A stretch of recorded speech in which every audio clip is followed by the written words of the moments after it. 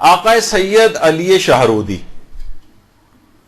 یہ فرماتے ہیں، یہ خاندان ایک شہرودی جو ہے جس میں علماء اور مراجع کی بڑی تعداد جو ہے وہ گزری ہے، اسی خاندان کے تھے آقا سید علی شہرودی۔ یہ فرماتے ہیں کہ اس زمانے میں نجف میں مدرسہ بزرگ آخوند خراسانی ہمارے بہت ہی بڑے علماء کے اندر گزرے ہیں۔ آج بھی ان کی کتنی کتابیں حوزہ علمیہ کے اندر پڑھائی جاتی ہیں، اجتہاد تک کوئی پہنچ نہیں سکتا جب تک کہ ان کی کتابوں کا مطالعہ نہ کر لے۔ تو ان کا ایک مدرسہ تھا، وہاں پر آخوند خراسانی کا جو مدرسہ تھا، وہاں کے ایک خادم کا انتقال ہو گیا۔ آقا سید علی شہرودی فرماتے ہیں کہ 7 محرم کی شب تھی۔ عموماً عراق کے اندر 7 محرم کی جو شب ہوتی ہے، اس میں مصائب حضرت عباس پڑھے جاتے ہیں۔ حضرت عباس علمدار علیہ الصلوۃ والسلام سے منسوب یہ شب ہے۔ صلی اللہ علیہ محمد۔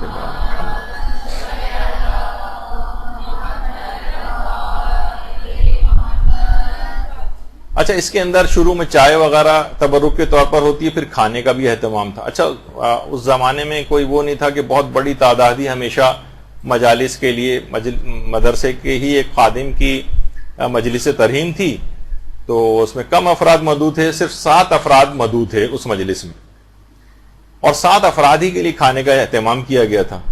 اور اس مجلس کے اندر آقا شیخ عبد الحسین خراسانی، ان کو مجلس پڑھنا تھی۔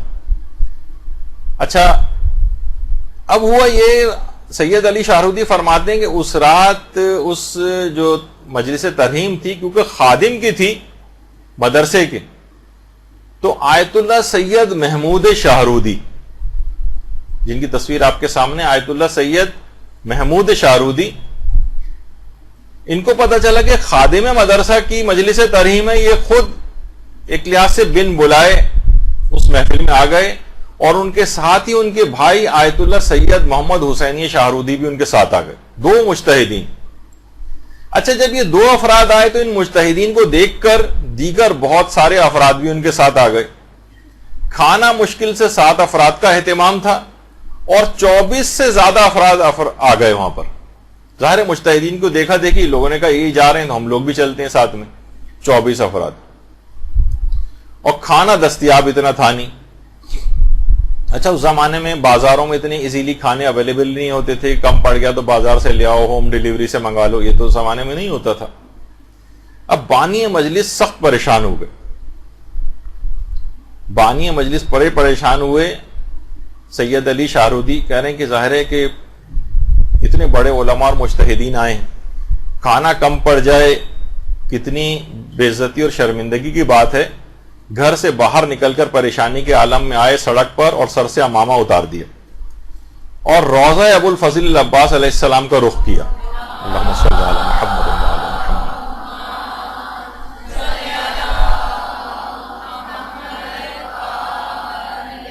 کہا کہ اے ابو الفضل العباس، آپ کی نسبت یہ مجلس ہے، آپ میری آبرو بچا لیں، آپ کے خادم کی مجلس ترہیم، کھانا بہت کم ہے۔ فرماتے ہیں کہ جیسے ہی میں نے حضرت عباس سے توسل کیا، اچانک سے میری دل کی حالت ہی بدل گئی، اور ایک اطمینان آ گیا میرے دل میں۔ میں اندر آیا اور گھر والوں سے کہا کہ کھانا برتنوں میں نکالو، خدا کریم ہے۔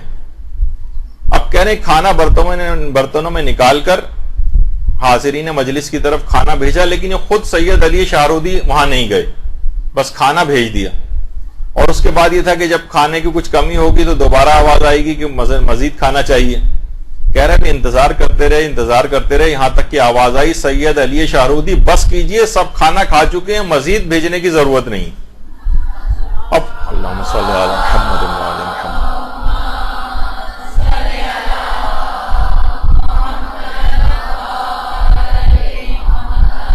سید علی شہرودی فرماتے کہ میں حیران ہو کر، میرے سب گھر والے بھی حیران، میں بھاگا اندر گیا، دیکھا دسترخوان پہ جو برتن ہیں وہ کھانوں سے بھرے پڑے ہیں، اور وہ پتیلی جس میں 7 آدمیوں کا کھانا تھا اس کے اندر بھی آدھا کھانا ابھی بھی بچا ہوا ہے۔ اور اتنا کہہ رہے ہیں اتنا کھانا بچ گیا کہ بعد میں لوگ اپنے ساتھ باندھ کے بھی لے کے گئے وہ 24 افراد، اور کتنے افراد تھے جو بطور شفا تبرک کے طور پر اس کھانے کو ساتھ لے کے گئے۔ آقا سید علی شاہرودی فرماتے ہیں میں قسم کھا کے حضرت ابو الفضل عباس کی قسم کھا کے کہتا ہوں کہ اتنا کھانا بچ گیا کہ اگلے دن ہم نے پڑوسیوں میں اس کھانے کو تقسیم کیا اور 3 دن تک خود بھی اس کھانے کو کھایا. اور فرماتے اس واقعے کی اس کے بعد اس قدر شہرت ہوئی کہ ہر سال اس کے بعد بن بلائے اتنے ہمارے گھر پہ عزادار جو ہے وہ آنے لگے اس مجلس میں شرکت کے لیے کہ اس کے بعد ہم 400 کلو گرام چاول اور گائے کا گوشت ہم پکوا کر اور مجلس اعظم میں تبرک کے طور پر تقسیم کرنے لگے اور کہنے لگے یہ نجف میں ہوتا تھا. اور اس کے بعد یہی سلسلہ اب ہم نے شاہرود کے اندر بھی یہ سلسلہ شروع ہو گیا ہے. یعنی اگر نیت خالص ہو تو اس مجلس اعضاء کے تبرک کے سلسلے میں اہل بیت کی طرف سے خود بھی الگ سے مدد آتی. اگر اس کے اندر کوئی مشروعیت نہ ہوتی، خلاف شرع ہوتا یا عمل پسندیدہ نہ ہوتا تو کبھی اس قسم کے واقعات یعنی اس قدر واقعات اس سلسلے میں اس قدر مشاہدات ہیں، اس قدر مکاشفات ہیں، کچھ آگے چل کے میں پیش بھی کرنے والا ہوں کہ واقعاً حیرانگی ہوتی ہے کہ کس قدر بابرکت شاعر حسینی. باقاعدہ اس جو واقعہ ابھی آپ نے سنا سید علی شاہرودی کا، یہ چہرہ درخشاں قمر بنی ہاشم ابو الفضل عباس علی ربانی خلخالی کی جو کتاب ہے، اور شاید سننے میں آ رہا ہے کہ شاید اس کا اردو ترجمہ بھی ہو گیا، اس تک کے اندر یہ واقعہ موجود ہے.